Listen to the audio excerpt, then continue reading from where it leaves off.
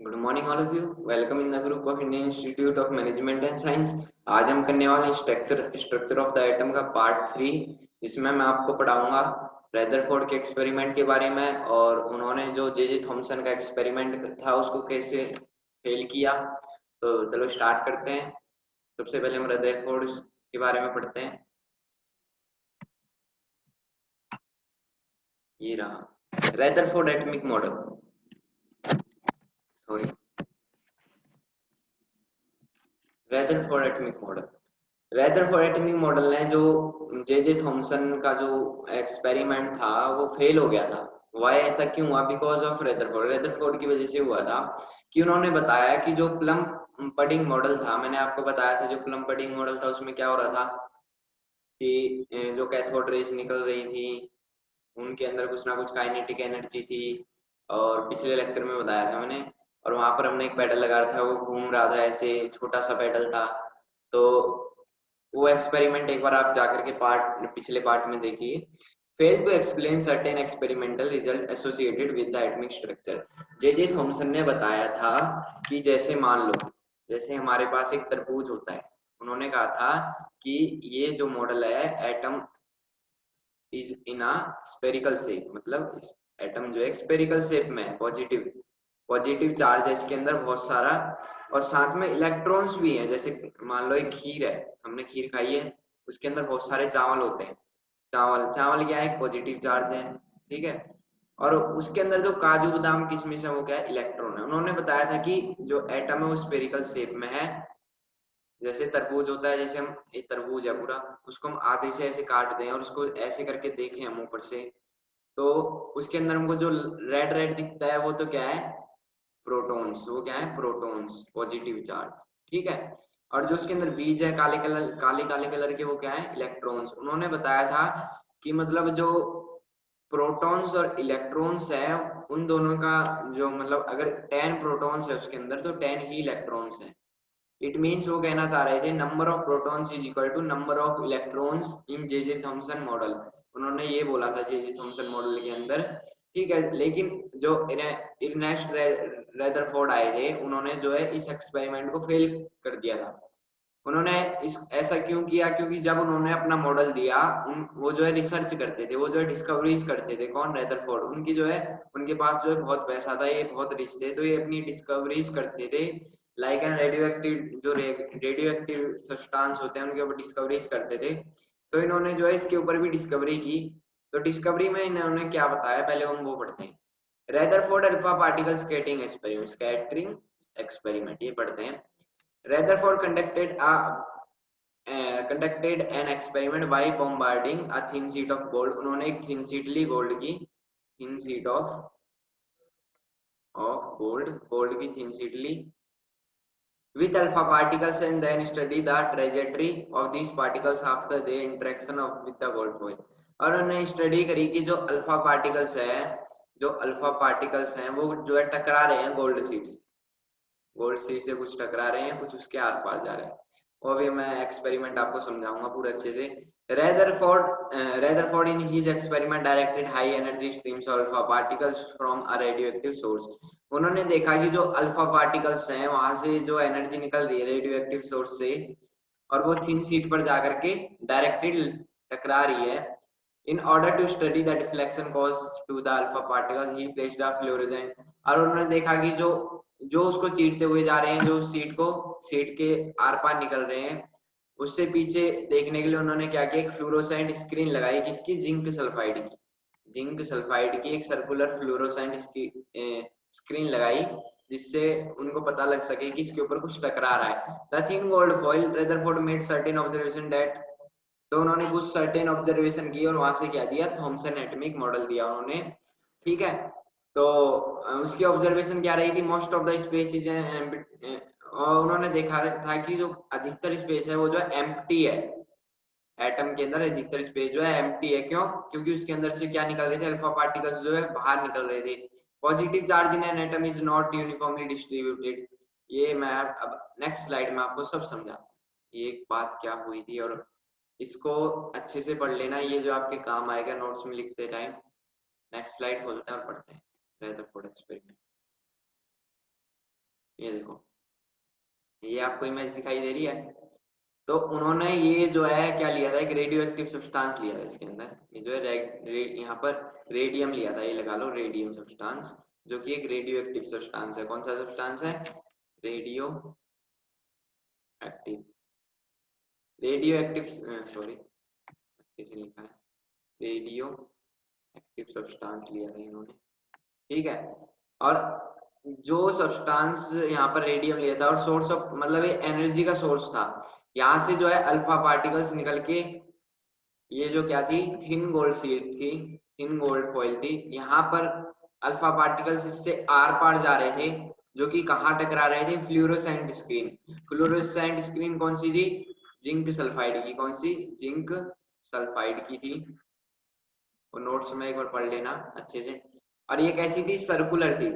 तो उन्होंने क्या ऑब्जर्व किया कि यहाँ से जो अल्फा पार्टिकल्स निकल रहे थे, वो ये लगा लो कि उन्होंने जो है 1 करोड़ के अप्रोक्सीमेट 1 करोड़ के आसपास जो उन्होंने अल्फा पार्टिकल्स के ऊपर एक्सपेरिमेंट किया था, तो उन्होंने देखा कि यहाँ से जो अल्फा पार्टिकल्स निकल रहे थे, वो जो है थिन गोल्ड फॉइल को चीरते हुए पार जा रहे थे, मतलब वहां से बाहर निकल रहे थे।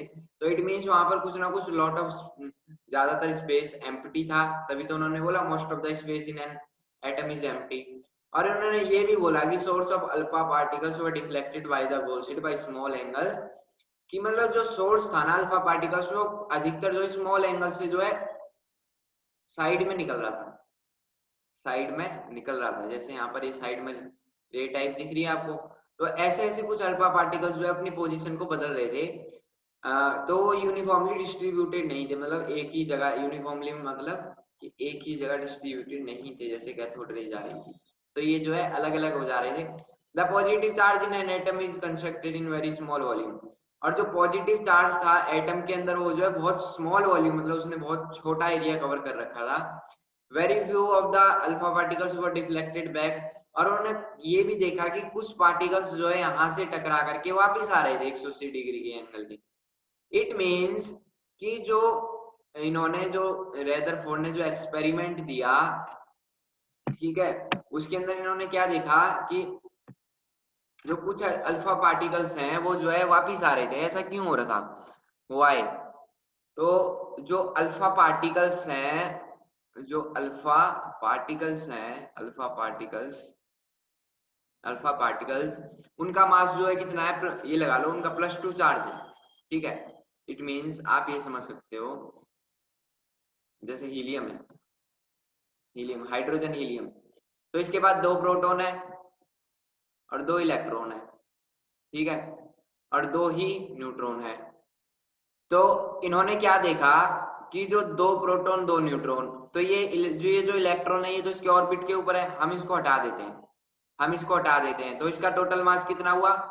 4 मल्टीप्लाई 4 मास ऑफ प्रोटॉन, मतलब इतना ज्यादा है प्रोटॉन से, ठीक है। या फिर ये कह सकते हो 4 AMU, इतना इसका मास हुआ, किसका? अल्फा पार्टिकल्स का मास हुआ इतना 4 AMU, या फिर 4 मास ऑफ प्रोटॉन। इसमें से आप इलेक्ट्रॉन का मास हटा दीजिए, और ये प्रोटॉन और ये न्यूट्रॉन का मास देख लीजिए कितना हुआ, 4 AMU। इन्होंने क्या बताया कि 99.9% अल्फा पार्टिकल्स जो है क्या हो रहे थे, अनडेविएटेड हो रहे थे, मतलब यहाँ से निकल रहे थे, ठीक है, टकरा रहे थे उससे। और some of the alpha particles reflected by small angles, और कुछ अल्फा पार्टिकल्स क्या हो रहे थे, डिफ्लेक्ट हो रहे थे एंगल से। जैसे यहाँ पर मैंने लिखा हुआ है सेकंड नोट्स में, लाइन में लिखा हुआ है नोट्स की, कुछ अल्फा पार्टिकल्स जो ऐसे एंगल से डिफ्लेक्ट हो रहे थे, ठीक है। और वेरी फ्यू, कुछ ये लगा लो 1 करोड़ में से 20,000 के आसपास जो पार्टिकल्स हैं, वो क्या हो रहे थे, 180 डिग्री से वापस आ रहे थे, मतलब यहाँ से जाकर के टकरा, अगर वो जिस लाइन से जा रहे थे, वो जिस लाइन से जा रहे थे, वो उसी लाइन से जो है वापस आ रहे थे, मतलब ऐसे जा रहे हैं तो ऐसे ही वापस आ रहे थे 180 डिग्री एंगल बना करके। तो उन्होंने क्या बताया, तो उनका कहने का मतलब क्या था कि जब इसका मास ही किसका मास, अल्फा पार्टिकल्स का मास इतना ज्यादा होते हुए वापस आ रहा है, चाहे वो कुछ भी परसेंट आ रहा हो, चाहे वो 2% वापिस आ रहा हो, इसका मतलब उसके आगे कुछ ना कुछ तो है। जैसे कि अगर मैं बोलूँ एक साइकिल वाला है, अगर वो 20 की स्पीड से चल रहा है और एक ट्रक वाला सामने से 80 की स्पीड से आ रहा है, दोनों की टक्कर हो जाए तो कौन भिड़कर पीछे जाएगा? साइकिल जाएगी ना भिड़कर पीछे। क्यों? क्योंकि साइकिल का मास जो है क्या है, कम है इससे, ट्रक से। इट मीन्स ऐसे ही अल्फा पार्टिकल्स का मास वैसे तो ज्यादा है, लेकिन जो इसके बीच में कुछ है ऐसी चीज जो कि टकरा करके उसको वापस भेज रही है।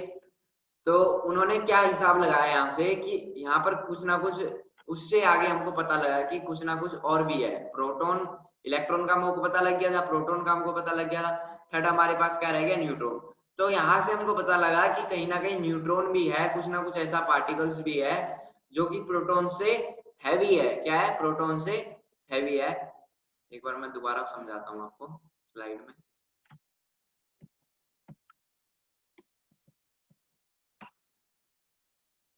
उन्होंने क्या किया, एक रेडियो एक्टिव सब्सटेंस लिया, सोर्स ऑफ अल्फा पार्टिकल्स लिया, ठीक है, यहाँ से कुछ एनर्जी निकल रही थी और यहाँ पर क्या रखा उनने, क्या रखा, गोल्ड।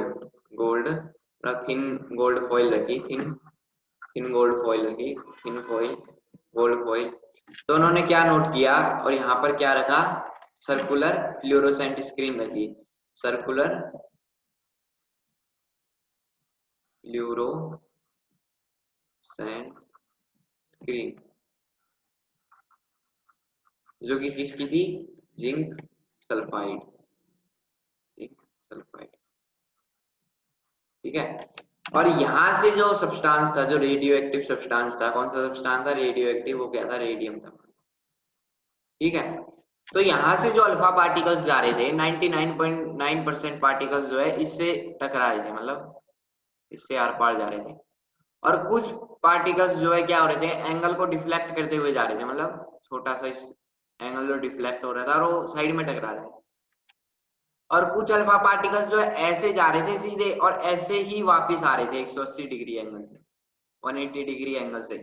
तो उन्होंने यहाँ से क्या पता लगाया कि अगर अल्फा पार्टिकल्स जो है हैवी है, उनके हिसाब से हैवी पार्टिकल्स है इलेक्ट्रॉन के हिसाब से, तो हैवी पार्टिकल्स होने की वजह से अल्फा पार्टिकल्स हैवी कैसे हुआ, हीलियम का एग्जांपल लिया था ना मैंने, 2 प्रोटॉन्स प्लस में 2 न्यूट्रॉन्स, ठीक है, तो कितना हुआ, 4 AMU मास हुआ अल्फा पार्टिकल्स का।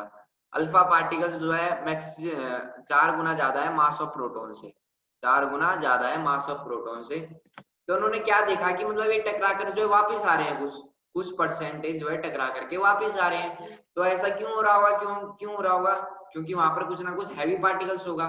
अब एक बात बताओ, मैं किसी भारी आदमी को टक्कर मारूंगा और मैं वापिस आऊंगा, तो ऐसा क्यों हुआ, क्योंकि मेरे आगे कोई हैवी चीज थी, तो उसके सामने भी कुछ ना कुछ हैवी चीज थी। तो उन्होंने यहाँ से पता लगाया कि न्यूट्रॉन्स भी हैं, क्या है, न्यूट्रॉन्स भी हैं। उसके बारे में हम जो है नेक्स्ट लेक्चर में पढ़ेंगे। तो आज के लिए इतना ही। नेक्स्ट लेक्चर में जो है हम न्यूट्रॉन्स के बारे में बात करेंगे, रदरफोर्ड ने न्यूट्रॉन्स के बारे में कैसे बताया। यहाँ पर आज हमने अल्फा स्कैटरिंग एक्सपेरिमेंट किया। Thank you, have a nice day. Next lecture में हम जो है न्यूट्रॉन्स के बारे में पढ़ने वाले हैं। Good bye.